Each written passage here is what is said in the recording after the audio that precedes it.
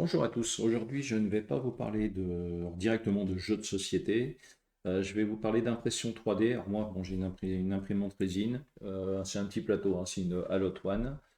Mais bon, pour ce que j'en fais, elle fait très bien le job. En fait, je vais vous montrer avec 3D Builder comment retirer de la matière pour éviter d'avoir justement d'utiliser trop de résine. Et puis le fait d'utiliser aussi moins de résine, ça collera moins au plateau et ça vous donne des objets plus légers. Donc 3D Builder, c'est un logiciel. Je vais l'ouvrir, hein. Bon, par défaut, moi, mon fichier 3D, là, le Panzer 3, il va me l'ouvrir avec 3D Builder. Donc on va y aller. Voilà. 3D Builder, c'est ici. C'est un logiciel qui est natif dans Windows 10. Euh, Par contre, Windows 11, je crois qu'il ne l'est plus. Pourquoi? Parce que Microsoft ne le propose plus.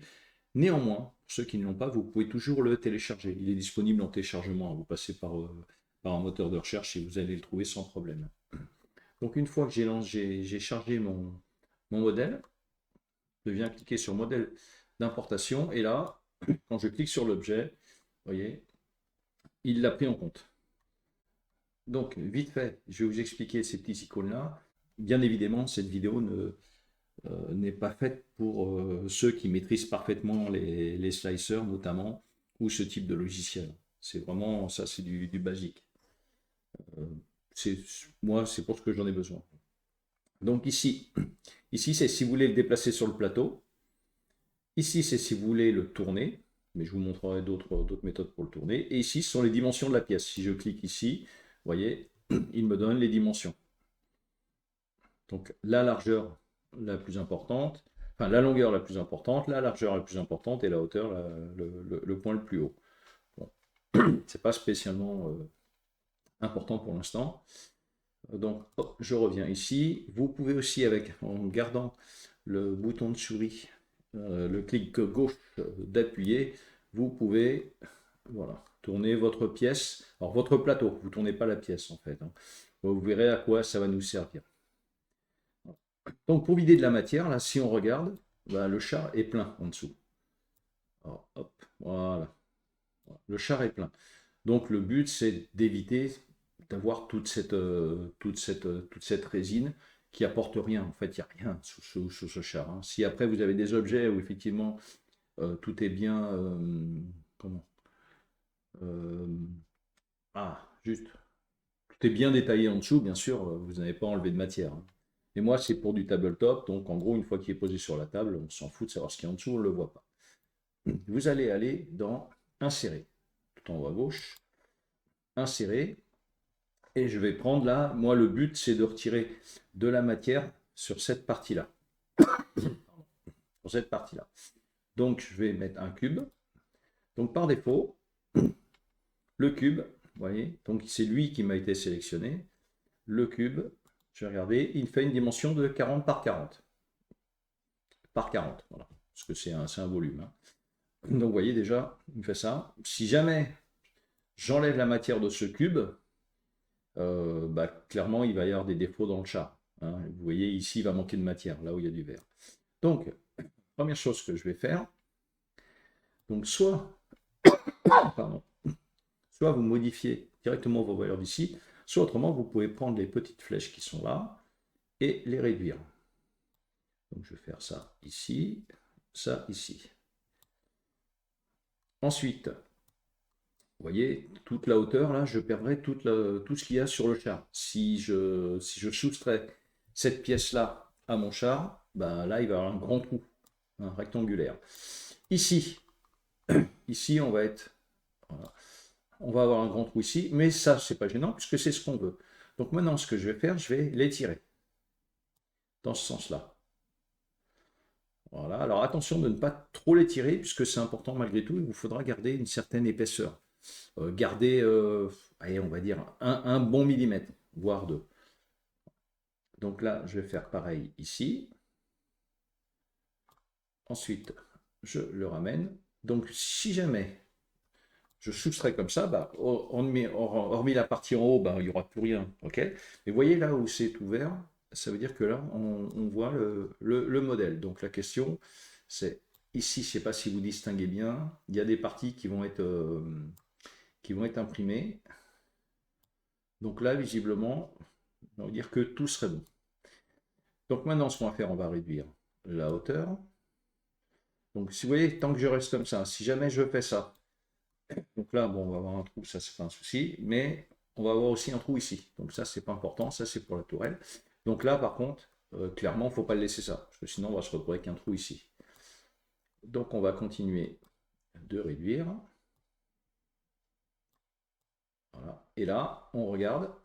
Donc si j'enlève la partie verte, donc là on va se retrouver avec le trou, mais c'était le trou de la tourelle, mais il va aller jusqu'au sol en fait. Ça, c'est pas important. Ici, on voit qu'il y a des trous, mais c'est normal. Pourquoi? Parce que le modèle en lui-même, il n'est pas plein là. Et ici, on est pas mal. Regardez un petit peu de distance, vous voyez, il n'y a pas de roue, il n'y a pas de trucs qui sont pris ici. Ici, pareil. Donc maintenant, une fois qu'on a fait ça, on s'assure bien quand même de toutes les parties qu'on ne voit pas du verre en dehors de la partie qu'on veut retirer. On revient là, on vient dans modifier en haut, hein, c'est le troisième onglet, insérer objet modifier. Et ensuite, ce qu'on va faire, on va soustraire cette pièce. Assurez-vous quand même que c'est toujours bien cette pièce qui est sélectionnée, hein, c'est-à-dire la pièce que vous voulez retirer. Et maintenant, on va la soustraire. En bas à droite, vous allez voir le travail. Normalement, ça devrait être très rapide à soustraire. Ça va apparaître ici. Allez, on y va. Soustraire. Voilà, bah, c'est même pas apparu. Vous voyez. Et maintenant, si on regarde, bah, toute la partie qui est en vert, c'est une partie qui est creuse. Et vous voyez qu'on a directement même accès à la tourelle. Donc la tourelle, je ne vais pas vous faire le même exercice, mais c'est pareil, la tourelle, si vous voulez, vous pouvez retirer une bonne partie de l'intérieur du rond. Je vous montrerai ça après sur ce que ça donne en impression. Voilà. Donc, une fois que vous avez fait ça, vous revenez ici, tout en haut à gauche, vous venez enregistrer sous. Donc par défaut, il va vous mettre du point 3MF, mais vous pouvez en venant ici sélectionner du STL. Donc là, il va vous prendre le nom de votre fichier, donc qui était ici. Si jamais vous le laissez comme ça, il va vous écraser le fichier là. Bon, c'est un peu dommage qu'il vous écrase votre fichier principal. Donc moi, ce que j'ai fait, là c'est un fichier que j'ai rapatrié aussi, je l'ai appelé évider. Donc là, on va faire le Panzer 3, et puis vous pouvez faire, je sais pas moi, par exemple, modif. Hein, mais là, vous faites ce que vous voulez. Le but, c'est de ne pas écraser le fichier d'origine. Et vous enregistrez. Donc il vous dit, vous risquez de perdre des données si vous enregistrez dans ce format. Choisissez 3MF pour une meilleure compatibilité. Moi, je m'en fous, je reste sur du STL, ça marche bien. Je fais continuer. Voilà, donc très vite, il a noté que c'est enregistré.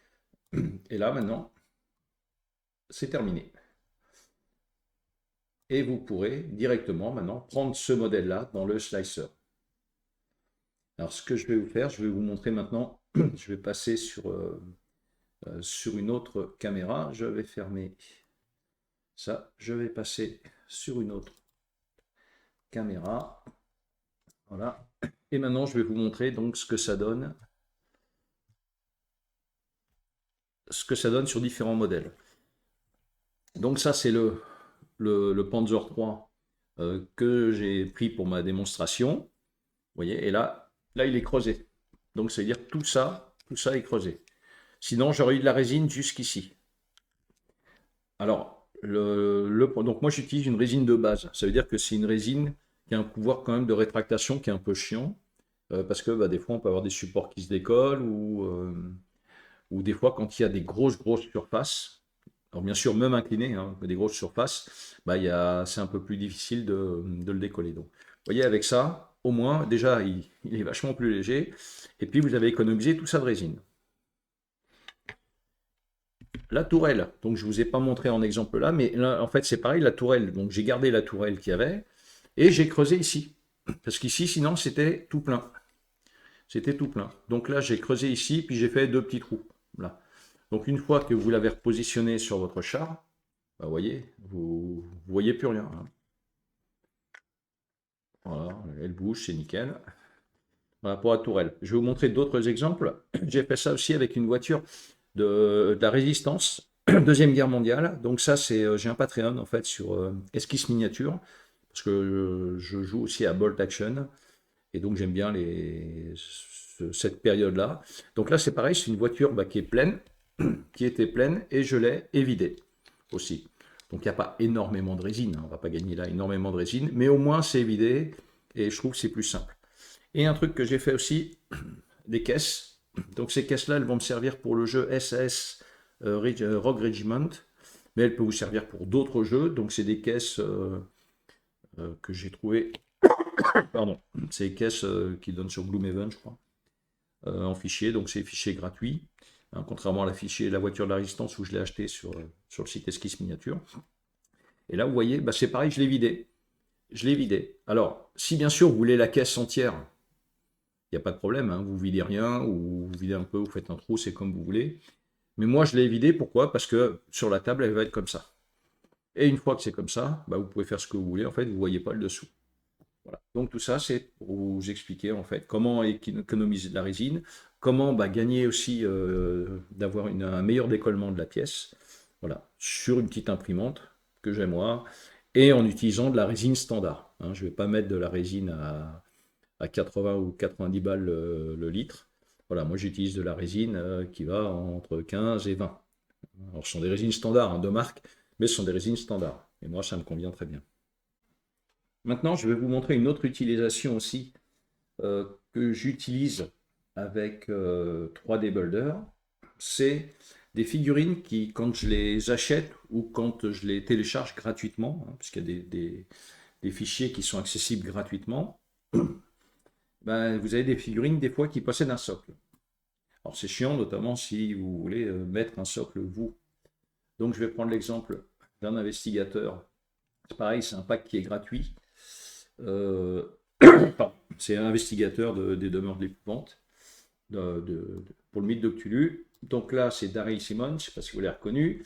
Donc pareil, je l'ai ouvert. Il faut que j'aille quand même cliquer sur modèle d'importation ici. Voilà. Et une fois que je clique dessus, voilà, j'ai accès au modèle. Donc là, pour le soclage, on va utiliser une autre fonction qui est la modification. Donc je vais cliquer sur modifier. Et là, ici, vous allez avoir fractionné.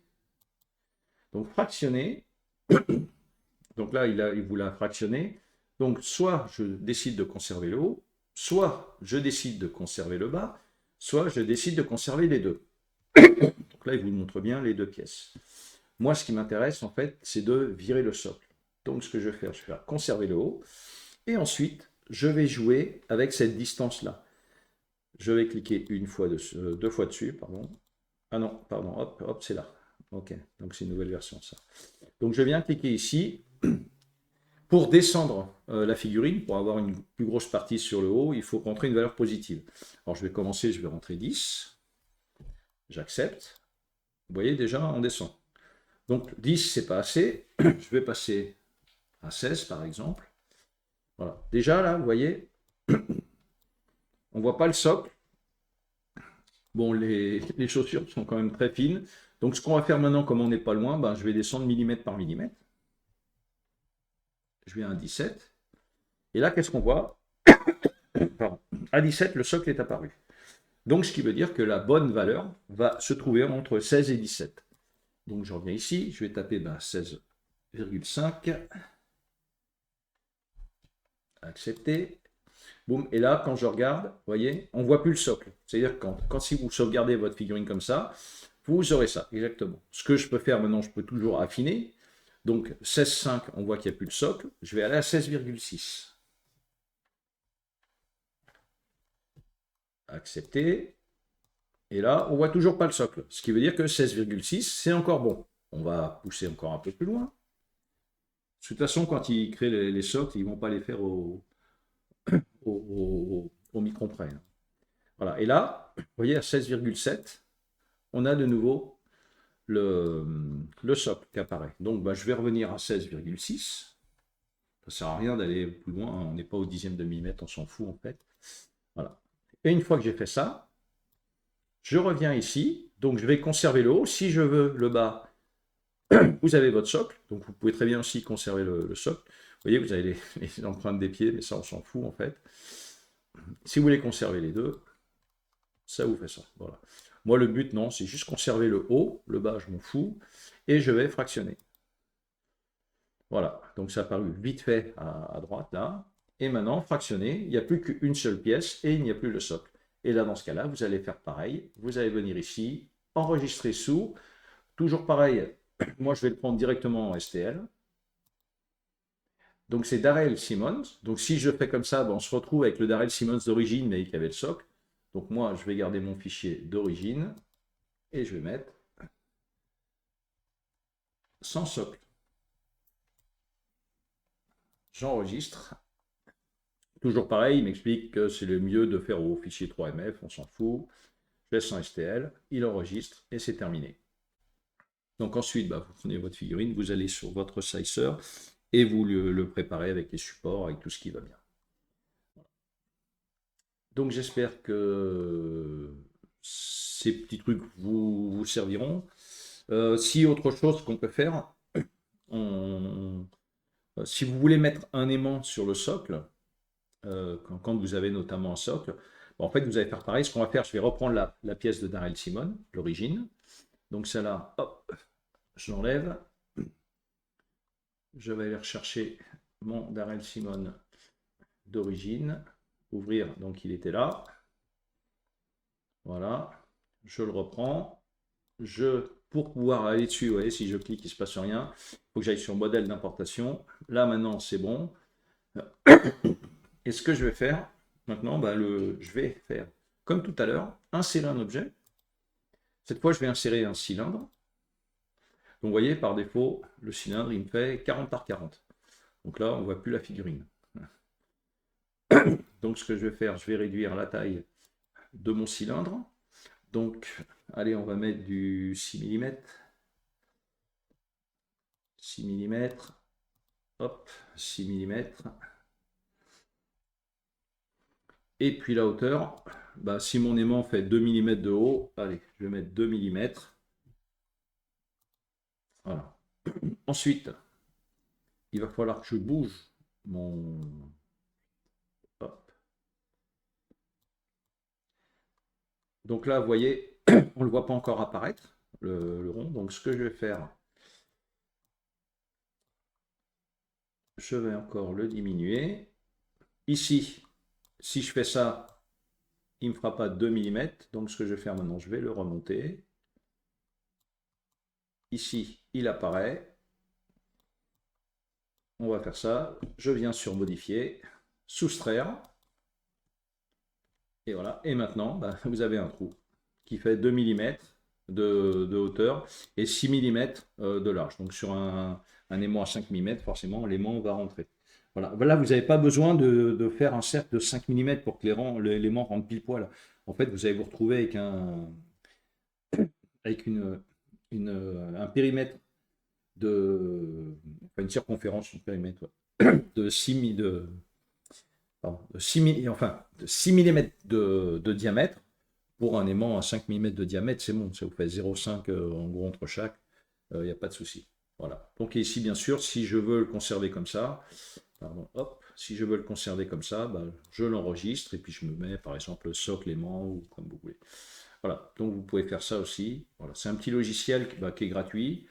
Vous pouvez faire des petits trucs sympas avec, mais voilà. Moi, je trouve que c'est bien pratique quand on débute ou quand on ne veut pas utiliser des fonctions qui, des fois, peuvent paraître un peu plus compliquées sur les slicers. J'espère que cette vidéo va vous servir. Et puis sur ce, je vous souhaite une bonne impression. Allez, salut!